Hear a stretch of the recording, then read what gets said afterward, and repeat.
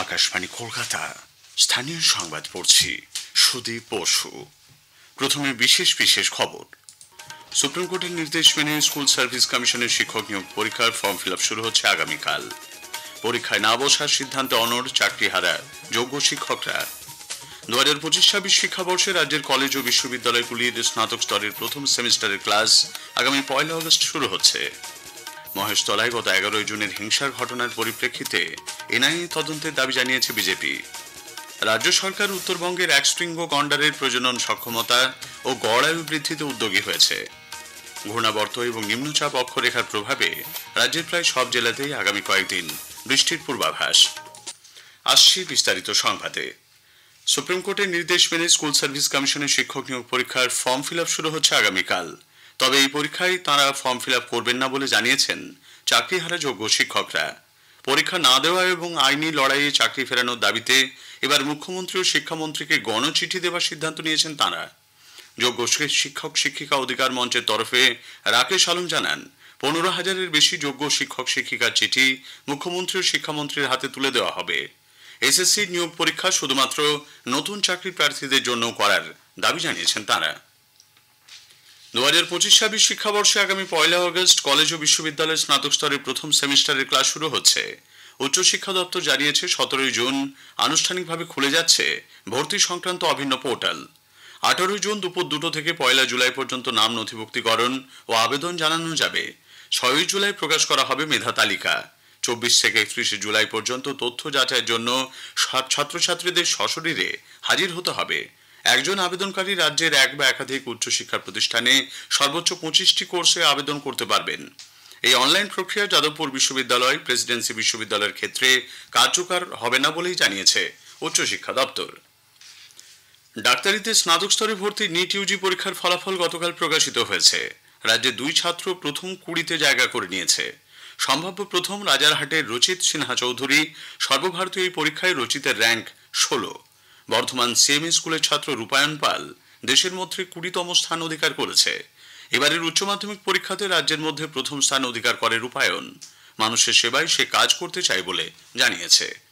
এখন ডাক্তার হলে সরাসরি মানুষের সংস্পর্শে থাকতে পারবো। আপাতত দিল্লি এমসে পড়ারই ইচ্ছা রয়েছে। ইচ্ছাটা তো আছে নিউরো সার্জনের দিকে যাওয়ার, কোনো অসম্ভব ব্যাপার নয়। নেক্সট জেনারেশনকে এটাই উপদেশ দেবো যে তোমরা যে পরীক্ষাতেই ভালো রেজাল্ট করতে চাইছো, সেটা বোর্ড হোক বা নিট বা যে ইঞ্জিনিয়ারিং হোক, ডেডিকেশনের সাথে তাদের পুরো সময়টা ফুল ফোকাসের সাথে পুরো সময়টাকে ব্যয় করে। উল্লেখ্য, এবছর 22,09,318 জন পরীক্ষার্থী নিট ইউজি পরীক্ষায় বসেছিলেন।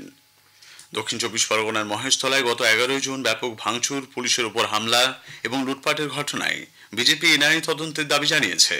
গতকাল কলকাতায় এক সাংবাদিক বৈঠকে বিধানসভায় বিরোধী দলনেতা শুভেন্দু অধিকারী বলেন, 11 তারিখের হিংসার পর রাজ্য সরকারের তরফে নিরাপত্তা না মেলায় মানুষ আতঙ্কে রয়েছেন। সুপরিকল্পিত এই হামলায় এখনো পর্যন্ত 26 জন ক্ষতিগ্রস্ত। মোট 26 জন লুট হয়েছে, ইনজোর হয়েছে এবং বাড়িঘর জ্বালিয়ে দেওয়া হয়েছে। এমন ভয়ের পরিবেশ রাজ্য পুলিশ এবং পশ্চিমবঙ্গের মমতা বন্দ্যোপাধ্যায়ের প্রশাসন নিরাপত্তা দিতে ব্যর্থ। একদিকে ধারা 163 করে আটকে দেওয়া হচ্ছে জনপ্রতিনিধিদের, প্রতিনিধি এবং বিরোধী দলের লোকেদের, এবং যে ভয়ের পরিবেশ তৈরি আছে তাতে ওখানে ধুলিয়ান শামশেরগঞ্জের মতো ব্যাপকভাবে প্যারামিলিটারি ফোর্সের ক্যাম্প এবং রুট মার্চের প্রাথমিকভাবে দরকার আছে বলে আমরা মনে করি। মহেশতলায় হিন্দুদের উপর আক্রমণ, তুলসী মঞ্চ ভাঙচুর, শান্তিনিকেতনে অবনীন্দ্রনাথ ঠাকুরের বাড়ি ভাঙা এবং বাংলাদেশের রবীন্দ্রনাথ ঠাকুরের কাছারি বাড়ি ভাঙচুরের প্রতিবাদে গতকাল কলকাতায় বিজেপির পক্ষ থেকে এক প্রতিবাদ মিছিল করা হয়। বিরোধী দলনেতা এই মিছিলের নেতৃত্ব দেন। একই ইস্যু নিয়ে বর্ধমান শহরেও গত সন্ধ্যায় মিছিল করেছে বিজেপি। 21 জুলাই দলের সমাবেশের দিনই লোকসভার অধিবেশন ডাকায় ক্ষোভ প্রকাশ করেছে তৃণমূল কংগ্রেস। গতকাল ওই বার্ষিক সমাবেশের প্রস্তুতি নিয়ে বৈঠকে বসে ক্ষমতাসীন দল। জেলা সভাপতি, জেলা চেয়ারম্যান এবং কোর কমিটির সদস্যরা ছাড়াও উপস্থিত ছিলেন তৃণমূল কংগ্রেসের একাধিক শীর্ষ নেতা। বৈঠকের পর দলের প্রবীণ নেতা সাংসদ সুদীপ বন্দ্যোপাধ্যায় বলেন, সরকারের কাজে রাজ্যের মানুষ সন্তুষ্ট। বিধানসভা নির্বাচনের আগে 21 জুলাই সমাবেশে অতীতের সব রেকর্ড ভেঙে যাবে বলেও দাবি করেছেন তিনি। এদিকে বাদল অধিবেশনের প্রথম দিন সমাবেশের কারণে তৃণমূল সাংসদরা সংসদে থাকবেন না বলে সুদীপবাবু জানান। তার অভিযোগ, পেহেলগাঁওতে সংসদে বিশেষ অধিবেশন চেয়ে মুখ্যমন্ত্রী মমতা ব্যানার্জি প্রধানমন্ত্রীকে চিঠি পাঠালেও তার কোনো জবাব না দিয়ে সংসদের অধিবেশন এগিয়ে আনা হয়েছে। মূল বৈঠক শুরুর আগে বীরভূমের তৃণমূল নেতা অনুব্রত মণ্ডল এবং কোর কমিটির সদস্য কাজল শেখের সঙ্গে আলাদাভাবে বৈঠক করেছেন দলের শীর্ষ নেতৃত্ব। পুরুলিয়ায় কংগ্রেস থেকে গতকাল বিজেপিতে যোগ দিয়েছেন বেশ কয়েকজন নেতাকর্মী। পুরুলিয়া জেলা কংগ্রেসের সহসভাপতি তথা ঝালদা পৌরসভার প্রাক্তন কাউন্সিলর অভিরঞ্জন কুইরি সহ কংগ্রেসের নানা স্তরের একাধিক কার্যকর্তা গতকাল বিজেপির পতাকা হাতে তুলে নেন। রাজ্য সরকারের আগাম অনুমতি ছাড়া কোনো দপ্তর আর ইচ্ছেমতো কোনো সংস্থার সঙ্গে সমঝোতাপত্র স্বাক্ষর করতে পারবে না, এই মর্মে রাজ্যের সমস্ত দপ্তর ও জেলা অধিকরণগুলিতে সতর্কবার্তা পাঠানো হয়েছে। সরকারকে অন্ধকারে রেখে চুক্তি স্বাক্ষর করায় সম্প্রতি পরিবহন দপ্তরের একাধিক চুক্তি নিয়ে মুখ্যমন্ত্রী মমতা ব্যানার্জি ক্ষোভ প্রকাশ করেন। তারপরই মুখ্য সচিবের দপ্তর থেকে রাজ্যের সমস্ত দপ্তরকে এই মর্মে বার্তা পাঠানো হয়। কোনো সংস্থার সঙ্গে চুক্তি করতে চাইলে আগে সেই প্রস্তাব মুখ্য সচিবের দপ্তরে পাঠাতে হবে বলে নির্দেশিকায় উল্লেখ করা হয়েছে। স্থানীয় সংবাদ শুনছেন আকাশবাণী কলকাতা কেন্দ্র থেকে। আমাদের সংবাদ শোনা যাচ্ছে ইউটিউব চ্যানেল আকাশবাণী সংবাদ বাংলা, ফেসবুক, ইনস্টাগ্রাম আকাশবাণী সংবাদ কলকাতা এবং এক্স হ্যান্ডেল এআইআর নিউজ কলকাতাতে। উত্তরবঙ্গের একশৃঙ্গ গন্ডারের প্রজনন সক্ষমতা ও গড় আয়ু বৃদ্ধি করতে রাজ্য সরকার উদ্যোগী হচ্ছে। জিনগত বৈচিত্র্যের ঘাটতিকে এই সমস্যার মূল বলে চিহ্নিত করে ওয়াইল্ড লাইফ ইনস্টিটিউট অফ ইন্ডিয়ার সহায়তায় একটি পরিকল্পনা তৈরি করা হচ্ছে। গন্ডারদের মধ্যে জিনগত বৈচিত্র্য বাড়িয়ে প্রজাতির প্রজনন ক্ষমতা এবং স্বাস্থ্য পুনরুদ্ধার করা এই প্রকল্পের লক্ষ্য বলে উত্তরবঙ্গের মুখ্য বনপাল ভাস্কর জেভি জানিয়েছেন। ভিন্ন জিনের গন্ডারদের মধ্যে প্রাকৃতিকভাবে প্রজননের লক্ষ্যে গরুমারা ও জলদাপাড়ার মধ্যে গন্ডার অদল বদলের পরিকল্পনা নেওয়া হয়েছে। সামুদ্রিক মাছ শিকারে মাস দুয়েকে নিষেধাজ্ঞা উঠে যাওয়ায় সুন্দরবনের কাকদ্বীপ, নামখানা, ফ্রেজারগঞ্জ, সীতারামপুর, রায়দিঘি, সাগর, দীঘা থেকে গভীর সমুদ্রে পাড়ি দিয়েছেন মৎস্যজীবীদের দল। এবার প্রায় 2000 ট্রলার সমুদ্রে পাড়ি দিচ্ছে বলে মৎস্যজীবীদের ইউনিয়ন সূত্রে জানা গেছে। ট্রলারগুলিতে ইসরোর প্রযুক্তিতে তৈরি বিশেষ ট্রান্সপন্ডার বসানো হয়েছে। একটি প্রতিবেদন। জীবনকে বাজি রেখে সমুদ্রে পাড়ি দিচ্ছেন শয়ে শয়ে মৎস্যজীবী। সরকারি তরফে নেওয়া হয়েছে সব রকমের প্রস্তুতি। ডায়মন্ড হারবার, কাকদ্বীপ, নামখানা, দীঘা প্রতিটি জায়গায় নির্দেশিকা সহ লিফলেট বিলি ও মাইক প্রচার চলছে। এবারই প্রথম 500টি ট্রলারে বসানো হয়েছে অত্যাধুনিক MSS ট্রান্সপন্ডার, জানালেন মৎস্য দপ্তরের ডায়মন্ড হারবারের সহ অধিকর্তা সুরজিৎ বাগ। প্রাথমিকভাবে এই বছর আমরা দক্ষিণ 300টা এবং পূর্ব মিদনাপুরে 200টা, টোটাল 500টা MSS ট্রান্সপন্ডার দেওয়া হয়েছে। তো তাতে international monetary boundary line IMBL cross করার আগে ওদের সতর্ক করবে। তার সঙ্গে সঙ্গে ওখানে মাছের ঝাঁক কোথায় পাওয়া যাবে সেটাও দেখা যেতে পারে।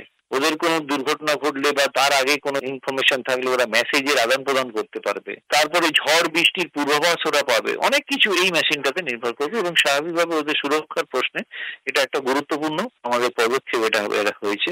অভিজিৎ চক্রবর্তী, আকাশবাণী সংবাদ, কলকাতা।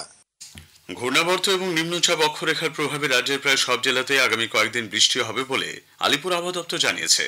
আবহাওয়া বিজ্ঞানী অন্বেষা ভট্টাচার্য আকাশবাণীকে বলেন, উত্তরবঙ্গে আগামী 2 দিন ভারী বৃষ্টির সম্ভাবনা। পরবর্তী দিনগুলিতে বৃষ্টির সম্ভাবনাটা আস্তে আস্তে বাড়তে থাকবে। আর মোটামুটি প্রত্যেক দিনই রাষ্ট্রহীন তার গতিবেগ 30 থেকে 40 কিলোমিটার পার আওয়ার এবং তার সঙ্গে বজ্রপাত সহ বৃষ্টির সম্ভাবনা দক্ষিণবঙ্গে কোথাও কোথাও রয়েছে। উত্তরবঙ্গে আজ ভারী বৃষ্টির সম্ভাবনা আছে ওপরের 5টি জেলা মানে দার্জিলিং, জলপাইগুড়ি, কালিম্পং, আলিপুরদুয়ার ও কোচবিহার এবং তার সঙ্গে নর্থ দিনাজপুরে। সংস্কারের কাজের জন্য বেশ কিছুদিন বন্ধ থাকার পর বাঁকুড়া দুর্গাপুর রাজ্য সড়কের উপর দুর্গাপুর ব্যারেজের রাস্তা আজ খুলে যাচ্ছে। দুপুর 12টা থেকে ওই রাস্তা দিয়ে যানবাহন চলাচল শুরু হবে বলে খবর। 1 মাসেরও বেশি সময় ধরে দুর্গাপুর ব্যারেজের সংস্কারের কাজ চলায় এতদিন নদীপক্ষে অস্থায়ী রাস্তা দিয়ে চলছিল যাতায়াত। সৃঞ্জয় বোস মোহনবাগান ক্লাবের নতুন সচিব হয়েছেন। মোহনবাগান নির্বাচন বোর্ডের চেয়ারম্যান অবসরপ্রাপ্ত বিচারপতি অসীম কুমার রায় সচিব হিসেবে গতকাল সৃঞ্জয় বোসের নাম আনুষ্ঠানিকভাবে ঘোষণা করেন। মোহনবাগানের 21 জন সদস্যের নতুন কমিটির নামও ঘোষণা করা হয়েছে। সল্টলেকে যাদবপুর বিশ্ববিদ্যালয়ের মাঠে মহিলাদের বেঙ্গল প্রো T20 লিগে স্ম্যাশার্স মালদা গতকাল শিলিগুড়ি স্ট্রাইকার্সকে 18 রানে হারিয়ে দিয়েছে। ইডেনে পুরুষদের ম্যাচে কলকাতা টাইগার্স 36 রানে হাওড়া ওয়ারিয়র্সকে পরাজিত করে। শেষ করার আগে স্থানীয় সংবাদের বিশেষ কিছু অংশ আরও একবার। সুপ্রিম কোর্টের নির্দেশ মেনে স্কুল সার্ভিস কমিশনের শিক্ষক নিয়োগ পরীক্ষার ফর্ম ফিল আপ শুরু হচ্ছে আগামীকাল। পরীক্ষায় না বসার সিদ্ধান্তে অনড় চাকরি হারে যোগ্য শিক্ষকরা। মহেশতলায় গত 11 জুনের হিংসার ঘটনার পরিপ্রেক্ষিতে এনআইএ তদন্তের দাবি জানিয়েছে বিজেপি। স্থানীয় সংবাদ শেষ হলো, এরপর খবর 9টা বেজে 15 মিনিটে।